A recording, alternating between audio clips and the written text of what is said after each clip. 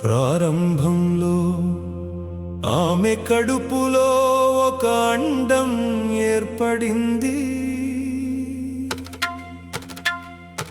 ఆ అండంలో ఒక శక్తివంతమైన పిండం ఉంది.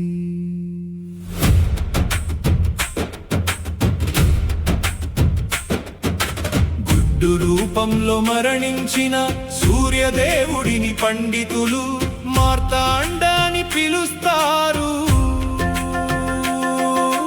వాస్తవానికి వివస్వాన్ రూపం ఎంత ప్రకాశవంతంగా ఉందంటే దాని కిరణాలు అడ్డంగా పైకి కిందికి వ్యాపించాయి. అప్పుడు విశ్వకర్మ ఏడాదంతా ఉండే సూర్యుని ప్రకాశాన్ని తగ్గించి దేవతల ప్రశంసలను పొందాడు. మహావీరుడి శరీరంపై చాలా ధూళి పేరుకుపోయింది. అది చాలా కాలంగా కనిపిస్తూ వచ్చింది. ఓ రిషి, అది అతని రోమాలన్నిటిలో పేరుకుపోయింది. కాలక్రమేణా అది పోగుపడి మట్టి రూపంలో తిరిగి ప్రత్యక్షమైంది. సూర్యుడు సౌర వ్యవస్థకు మధ్యలో ఉన్నాడు. నీవు ప్రపంచంలో ప్రథమ పుత్రుడివి. నీవు ప్రపంచాన్ని రక్షిస్తావు. ప్రళయ సమయంలో దాన్ని నాశనం కూడా చేస్తావు.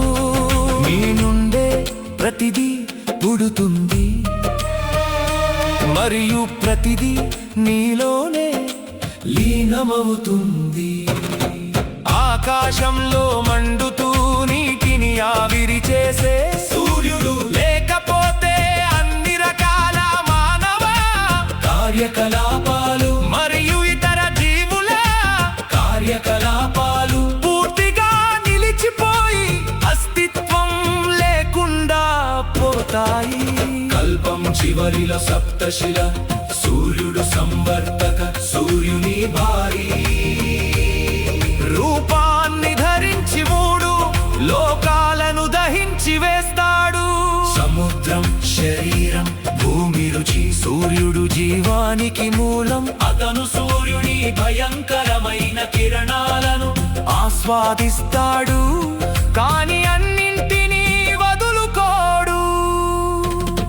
అగ్ని తేజస్సు దానిలోకి ప్రసరించడంతో భూమి నెమ్మదిగా ఒక భారీ ఇనుప ముక్క రూపాన్ని సంతరించుకుని ప్రకాశిస్తుంది.